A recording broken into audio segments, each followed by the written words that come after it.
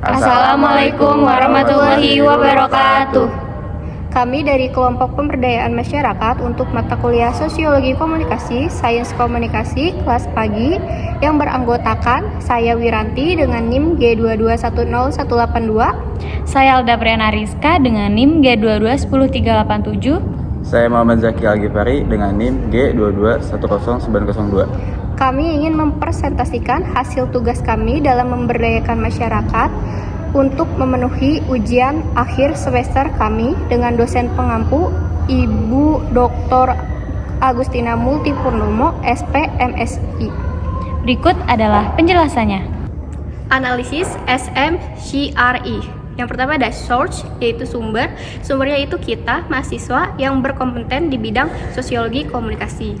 Lalu ada message. Message-nya itu tentang pentingnya pendidikan usia dini. Lalu ada receiver, yaitu ibu-ibu posyandu yang memiliki anak usia dini. Lalu ada efek. Efeknya itu untuk meningkatkan kesadaran masyarakat tentang pentingnya pendidikan usia dini. Selanjutnya, teori yang dibahas dalam sosialisasi kami yaitu teori belajar sosial atau social learning theory oleh Albert Bandura. Teori ini menekankan bahwa anak-anak belajar melalui observasi dan imitasi dari orang lain, terutama orang dewasa dan juga teman sebayanya. Dalam konteks pendidikan usia dini, guru dan orang tua menjadi model penting yang perilaku dan komunikasinya akan ditiru oleh anak-anak. Nah, selanjutnya yaitu prinsip pemberdayaan masyarakat. Prinsip pemberdayaan masyarakat itu ada 4. Yang pertama itu adalah prinsip kesetaraan. Semua ibu itu tanpa memandang latar belakang, sosial atau ekonomi memiliki kesempatan yang sama untuk berkontribusi dalam membentuk generasi yang hebat. Yang kedua yaitu prinsip keswadayaan atau kemandirian. Ibu-ibu diajarkan untuk mandiri dalam mendidik dan membimbing anak karena sejatinya ibu itu adalah pendidik utama di rumah. Nah, yang ketiga yaitu prinsip berpartisipasi, yaitu dalam hal ini ibu-ibu itu diajak untuk aktif berpartisipasi dalam kegiatan pendidikan dan pengasuhan anak serta dalam forum-forum diskusi dan pelatihan.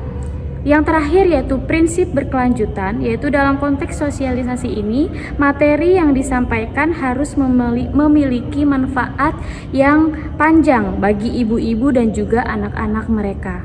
Lalu ada tahapan persiapan. Di tahapan persiapan ini kami menyusun materi yaitu tentang bagaimana caranya menjadi ibu cerdas dalam mendidik anak-anak.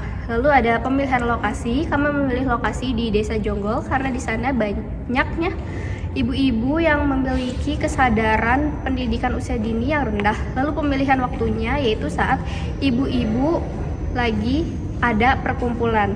Lalu kami mempersiapkan properti serta koordinasi dengan narasumber. Lalu ada tahapan asesmen. Penelitian ini dilakukan melalui komunikasi kelompok kecil yang dihadiri oleh ibu-ibu posyandu sebanyak 20 orang yang memungkinkan interaksi yang lebih personal dan lebih dekat secara langsung. Selanjutnya yaitu tahap perencanaan. Yang pertama yaitu mengidentifikasi tujuan, yaitu tujuannya meningkatkan kesadaran orang tua dan juga masyarakat tentang pendidikan usia dini untuk masa depan si anak. Nah, selanjutnya yaitu mengidentifikasi hambatan-hambatan yang menghalangi partisipasi orang tua dan masyarakat dalam pendidikan usia dini dan juga merumuskan solusi yang tepat untuk mengatasi hambatan tersebut. Contohnya, misalnya keterbatasan waktu si orang tua dalam memberikan stimulasi bagi si anak, maka solusi yang tepat yaitu orang tua harus menyekolahkan anak supaya si anak mendapatkan stimulasi dan juga pendidikan yang tepat di sekolah. Selanjutnya yaitu tahap pemformalisasi rencana aksi, yaitu rendahnya kesadaran orang tua akan pentingnya pendidikan sejak dini. Karena itu dalam sosialisasi ini kami ingin menggali lebih dalam untuk melihat bagaimana tingkat informasi dan pemahaman masyarakat tentang pendidikan sejak dini. Selanjutnya yaitu tahap implementasi, yaitu memberikan materi secara langsung, membuat visual point dari materi agar mudah dipahami oleh audiens, menyediakan sisi interaktif seperti sharing dan juga berbagi pengalaman, dan juga mengamati jalannya kegiatan untuk memastikan kelancaran. Nah, dampaknya yaitu meningkatkan kesadaran bagi ibu dan juga pemberdayaan ibu yang mendapatkan pengetahuan dan juga keterampilan, dan juga meningkatkan kualitas pendidikan bagi si anak. Selanjutnya ada tahap evaluasi. Yang pertama, tambahan studi kasus atau kisah nyata. Cerita sukses dari ibu-ibu yang telah berhasil mendidik anak-anaknya bisa memberikan inspirasi dan contoh nyata. Yang kedua, ada perbaiki visual dan media. Gunakan lebih banyak visual dan media pendukung yang lebih menarik.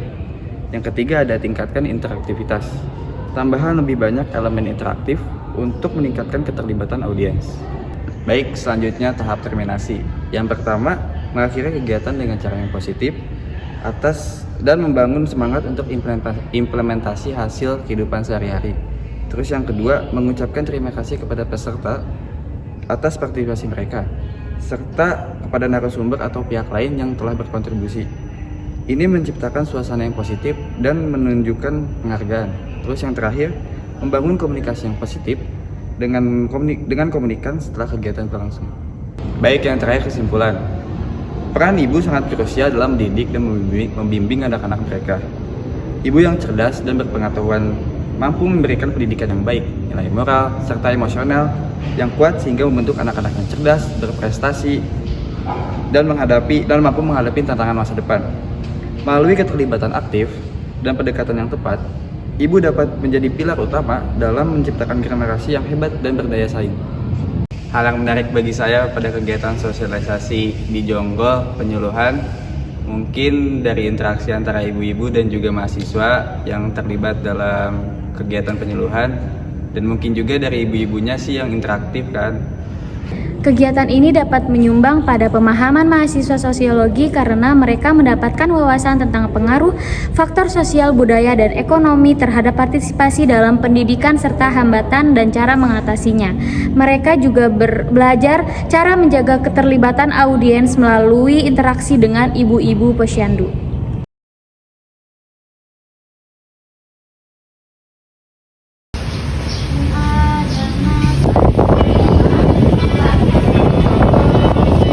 Sebagai narasumbernya khusus dari mahasiswa dan juga Bapak Sekdes, kemudian yang saya hormati ibu-ibu Desa Jonggol dan juga teman-teman yang saya banggakan.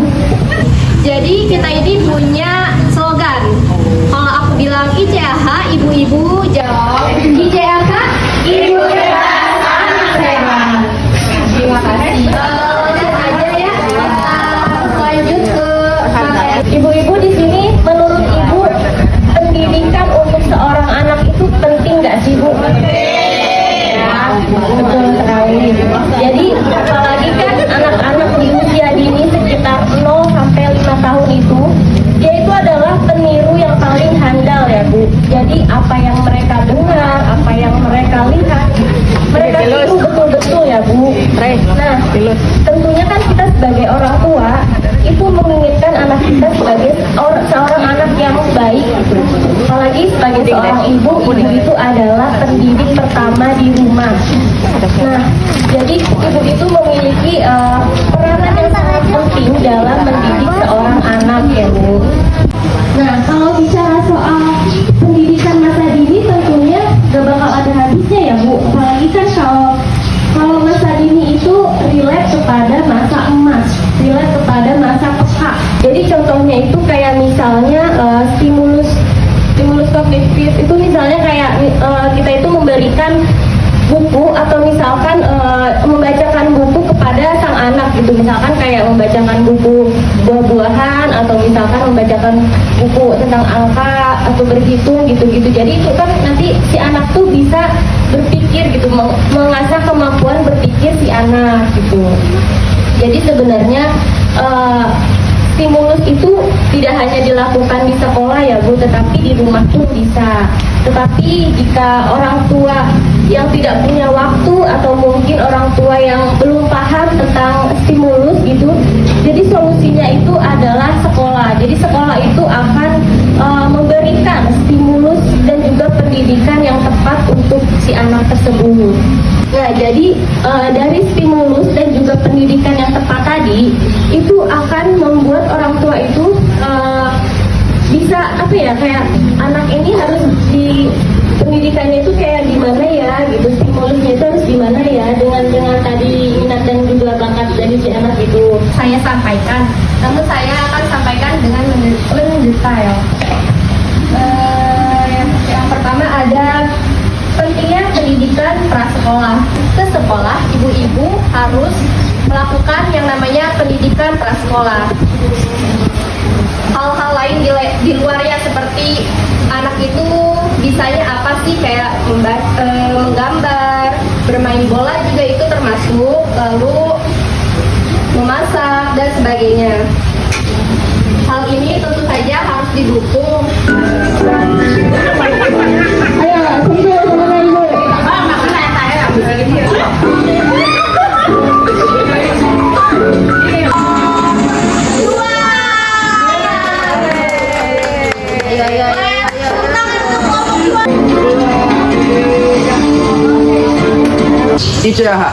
Ibu cerdas, anak hebat. Sekian dari kami, semoga penyuluhan ini dapat bermanfaat bagi kita dan semuanya. Kami pamit undur diri, terima kasih. Wassalamualaikum warahmatullahi wabarakatuh.